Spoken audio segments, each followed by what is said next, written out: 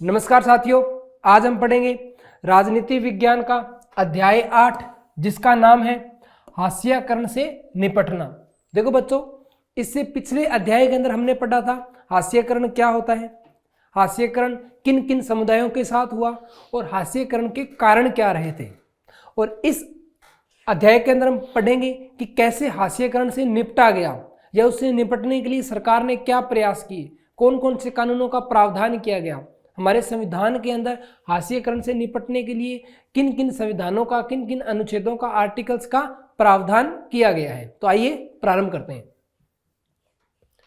मौलिक अधिकारों का उपयोग। देखो बच्चों, हमारे संविधान के भाग 3, देखो बच्चों हमारे संविधान को भागों में बांटा गया है। इनमें से जो भाग 3 है वो संबंधित है मौलिक अधिकारों से।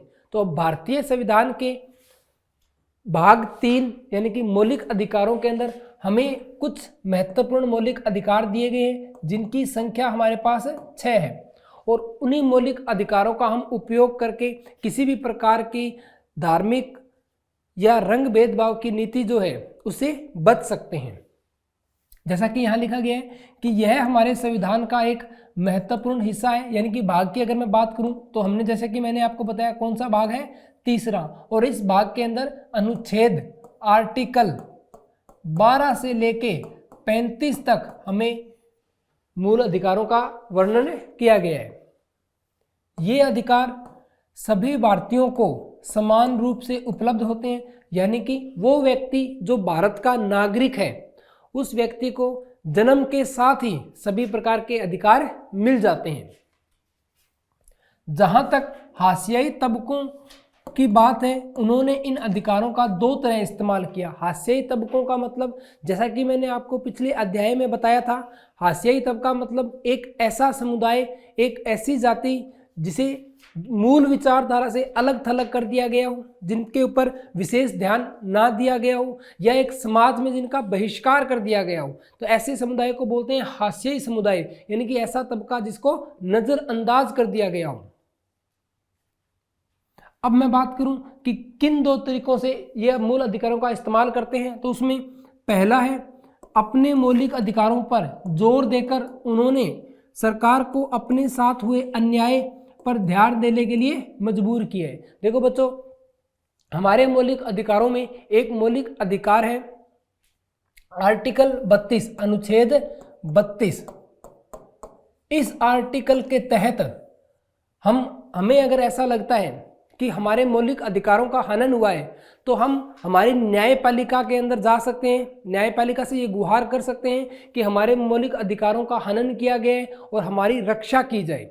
यानी कि संविधान जो है, न्यायपालिका जो है, ये प्रतिबद्ध है आपकी रक्षा करने के लिए। किस अनुच्छेद के तहत? आर्टिकल 32 के तहत, जिसे बोला जाता है संवैधानिक उपचारों का अधिकार। यानी कि उपचारों का अधिकार भी मैं कह सकता हूं। दूसरा, उन्होंने इस बात के लिए दबाव डाला है कि सरकार इन कानूनों को लागू करे। देखो बच्चों, समय समय पर कानून भी लाते गए। हमारी जो सरकारें आई, समय समय पर इन तबकों को देखते हुए विशेष प्रकार के, भिन्न भिन्न प्रकार के कानून लाए गए और जिन कानूनों के तहत कहीं ना कहीं इन समुदायों को हास्यकरण की इस चपेट से बचाने का प्रयास किया गया है। तो आगे हम देखेंगे उन जो कानून लाए गए हैं उन कानूनों के बारे में भी देखेंगे। इससे पिछले अध्यायों में हम पढ़ चुके हैं कि कानून कैसे बनाया जाता है, कानून के अंदर किस किस व्यक्तित्व की भूमिका होती है, कौन कौन सी शाखाओं से गुजरकर एक जो विधेयक होता है, कानून बनता है। तो ऐसे विशेष प्रकार के कई कानून हमारे जो संविधान है उसमें लिखे जा चुके हैं, विभिन्न प्रकार के संशोधन किए जा चुके हैं। तो हम उन्हीं की बात करेंगे।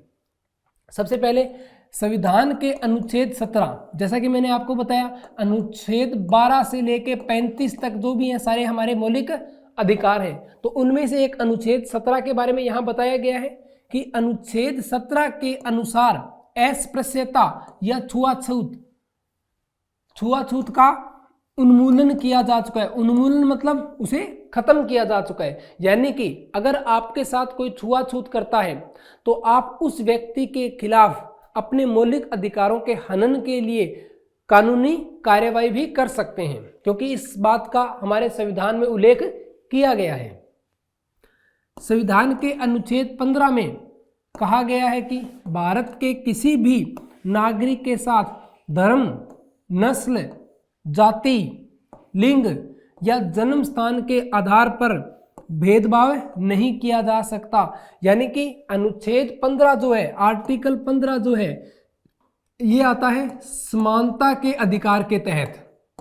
हमें कुल 6 प्रकार के अधिकार दिए गए, उनमें से एक है समानता का अधिकार। तो समानता के अधिकार के तहत ही ये आते हैं। समानता के अधिकार का हनन होने पर दलित इस प्रावधान का सहारा लेते हैं। देखो जो दलित का मतलब है जो निचले तबके के जो लोग थे उन्हें बोला जाता था दलित। आगे देखते हैं। इसी तरह मुसलमानों तथा अन्य अल्पसंख्यक समुदायों ने भी संविधान में दिए गए मौलिक अधिकारों का सहारा लिया है। उन्होंने धर्म और सांस्कृतिक व शैक्षणिक अधिकारों की स्वतंत्रता के अधिकार पर जोर दिया है। देखो बच्चों, हमारे मौलिक अधिकार या अनुच्छेद 24 और 25 के अंदर धार्मिक स्वतंत्रता के बारे में उल्लेख किया गया है। धार्मिक स्वतंत्रता का अर्थ है कि कोई भी व्यक्ति अपने धर्म का प्रचार प्रसार कर सकता है, अपने धर्म के अनुसार रीति रिवाजों को अपना सकता है। यानी कि अल्पसंख्यक समुदाय जो है वो भी अपने हिसाब से अपने रीति रिवाज बना सकता है, अपने धर्म का प्रचार प्रसार कर सकता है। उसका कुछ भी माध्यम हो सकता है प्रचार प्रसार करने का। तो ये जो धार्मिक और जो हमें स्वतंत्रता दी गई है, ये स्वतंत्रता हमें दी गई है आर्टिकल 24 और 25 के तहत, जिसका नाम है धार्मिक स्वतंत्रता का अधिकार, और ये भी हमारा एक मौलिक अधिकार है। हाशियाई तबकों के लिए कानून, अभी तो मैंने बात की संविधान के अंदर उल्लेखित जो अनुच्छेद थे, आर्टिकल थे उनकी। अब मैं बात करूंगा कानूनों की। जैसा कि मैंने आपको इस अध्याय के प्रारंभ में भी बताया था कि संविधान में भी बहुत से ऐसे अनुच्छेद बनाए गए हैं जो कहीं ना कहीं इन जिन समुदायों का हास्यकरण हुआ है उनकी समानता के लिए लिखे गए हैं या समानता को बढ़ावा देते हैं। ऐसे ही समय समय पर विभिन्न प्रकार के कानून भी लाए गए जो कहीं ना कहीं इन समानताओं को खत्म होने से बचा रहे हैं। जैसा कि सामाजिक न्याय को प्रोत्साहन, इसके अंदर अगर मैं देखूं तो कुछ जरूरी सुविधाएं मुहैया कराने के अलावा सरकार कानूनों का भी इस्तेमाल करती है ताकि व्यवस्था में निहित असमानता को खत्म करने के लिए ठोस कदम उठाए जा सकें। आरक्षण की व्यवस्था इसी तरह का एक महत्वपूर्ण कानून या नीति है। आरक्षण का मतलब बच्चों, आरक्षण का मतलब होता है किसी एक विशेष समुदाय की भागीदारी को निश्चित करना। अब चाहे वो सरकारी नौकरियां हों, चाहे मैं संसद के अंदर उनकी उपस्थिति की बात करूं, तो ऐसी कुछ जगहें जहां सरकार का नियंत्रण है तो उन जगहों के अंदर अलग अलग जाति जनजातियों को आरक्षण की व्यवस्था की गई है। यानी कि उनकी सीटें, या सरकारी नौकरी के अंदर अगर मैं बात करूं तो उनकी सीटें पहले से निर्धारित कर दी गई हैं। यानी कि अगर मैं आपको एक उदाहरण दूं तो ऐसे मान सकते हैं, मान लो कोई भी परीक्षा के लिए 100 विद्यार्थियों को सिलेक्ट करना है और उन 100 के अंदर सभी जातियों का ध्यान रखना है, तो पहले से फिक्स कर दिया जाता है कि 10 जो सदस्य होंगे वो SC यानी कि अनुसूचित जाति के ही होंगे, 12 सदस्य या 8 सदस्य जो हैं वो अनुसूचित जनजाति के ही होंगे। यानी कि इन 18 सीटों के ऊपर अन्य कोई जाति का व्यक्ति नहीं आ सकता। तो ये होता है बच्चों आरक्षण। आरक्षण का मतलब पहले से इनकी उपस्थिति को निर्धारित कर दिया गया है, पहले से इनकी सीटों को निर्धारित कर दिया गया है। देश भर की सभी राज्य सरकारों के पास अनुसूचित जातियों या दलितों और अनुसूचित जनजातियों और पिछड़ी व अति पिछड़ी जातियों की अपनी अपनी सूचियां हैं। जैसे कि आपने सुना होगा बच्चों SC, ST, OBC, तो ये बच्चों कुछ वर्ग बनाए गए हैं और इन वर्गों के तहत ही आरक्षण दिया जाता है।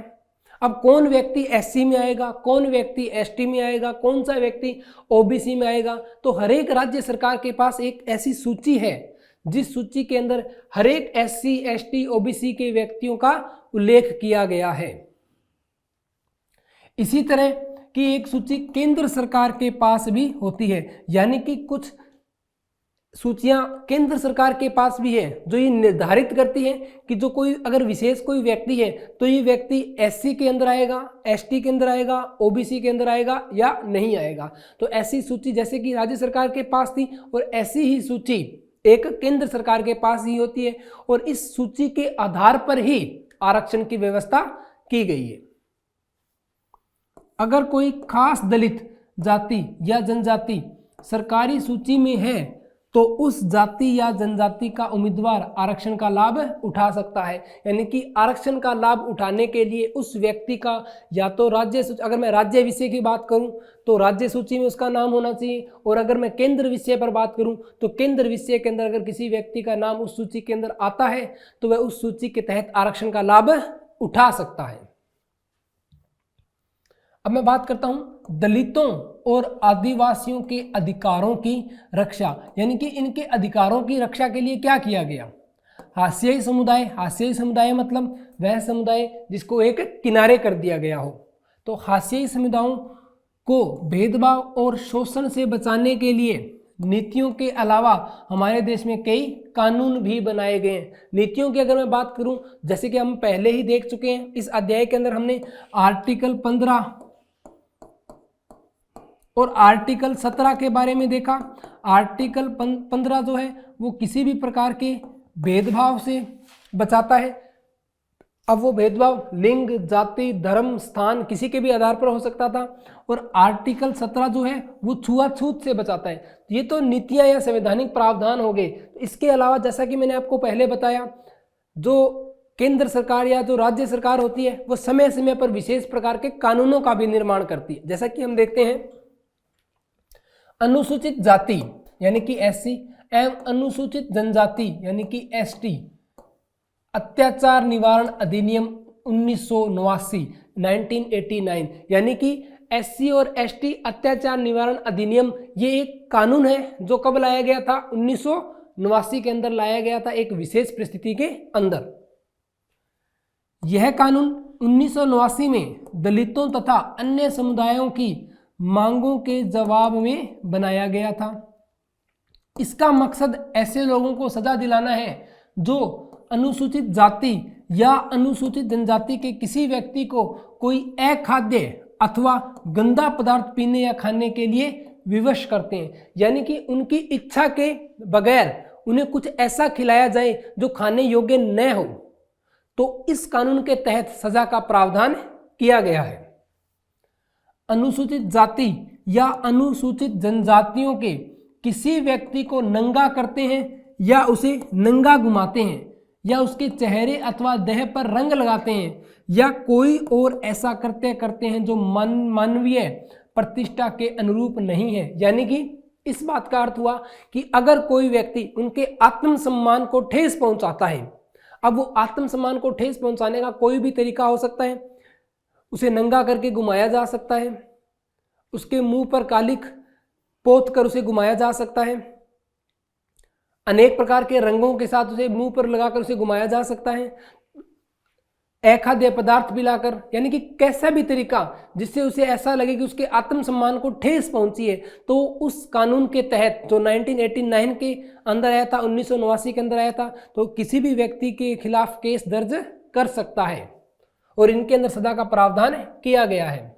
इसके अलावा इस कानून में प्रावधान किया गया है कि अगर कोई भी व्यक्ति अनुसूचित जाति या अनुसूचित जनजाति के किसी व्यक्ति के नाम पर आवंटित की गई उसके स्वामित्व वाली जमीन पर कब्जा करता है या खेती करता है या उसे अपने नाम पर स्थानांतरित करवा लेता है तो उसे सजा दी जाएगी। बच्चों, इसका कारण क्या था?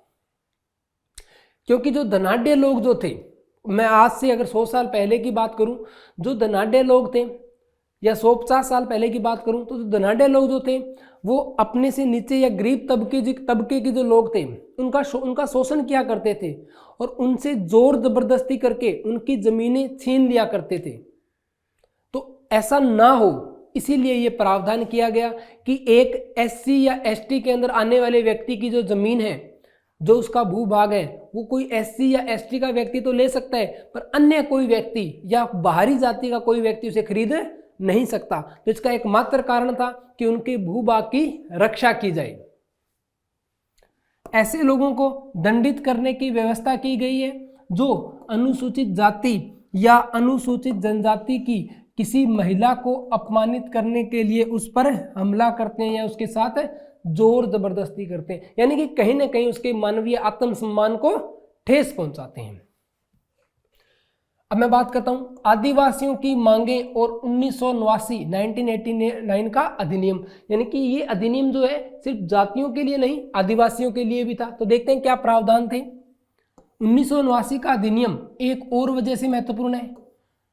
आदिवासी कार्यकर्ता अपनी परंपरागत जमीन पर अपने कब्जे की बहाली के लिए इस कानून का सहारा लेते हैं। जैसा कि हमने अभी पिछले स्लाइड के अंदर देखा कि एक एससी और एसटी के जो व्यक्ति है उसका भूभाग पर कोई और व्यक्ति कब्जा नहीं कर सकता, तो इसी बात का प्रावधान आदिवासियों के लिए भी है। तो आदिवासियों ने ये कहा कि हमारे भूभाग पर भी तो कब्जा किया गया है, अब चाहे वो राज्य सरकार ही क्यों ना हो। तो कहीं ना कहीं इस कानून का फायदा आदिवासी लोग भी उठा रहे हैं अपनी परंपरागत या पारंपरिक जो जमीनें थी, जो भूभाग था, उसे वापस प्राप्त करने के लिए। संवैधानिक रूप से आदिवासियों की जमीन को किसी गैर आदिवासी व्यक्ति को नहीं बेचा जा सकता। जहां ऐसा हुआ है वहां संविधान की गरिमा बनाए रखने के लिए उन्हें उनकी जमीन वापस मिलनी चाहिए। ये मांगे थी आदिवासियों की। आदिवासी कार्यकर्ता सीके जानू का आरोप है कि आदिवासियों के संवैधानिक कानूनों का उल्लंघन करने वालों में विभिन्न प्रदेशों की सरकारें भी पीछे नहीं है, यानी कि सरकारों ने भी वहां पर औद्योगिकरण के नाम पर आदिवासियों की जमीनें उनसे छीन ली है। तो कहीं ना कहीं ये मैं 1989 का जो अधिनियम था उसका उल्लंघन मानता हूं। यही सरकारें हैं जो लकड़ी व्यापारी, पेपर मिल आदि के नाम पर गैर आदिवासी घुसपैठियों को जनजातीय जमीनों का दोहन करने और आदिवासियों को उनके परंपरागत जंगलों से उजाड़ने की छूट देते हैं। तो बच्चों, इसी के साथ हमारा ये अध्याय यही समाप्त होता है। इस अध्याय के अंदर हमने देखा कि कैसे हास्यकरण से निपटा जाए, इससे निपटने के लिए हमें कौन कौन से संवैधानिक प्रावधान दिए गए हैं और किन कानूनों की व्याख्या की गई है। तो अब हम मिलते हैं हमारे अगले अध्याय के साथ। धन्यवाद।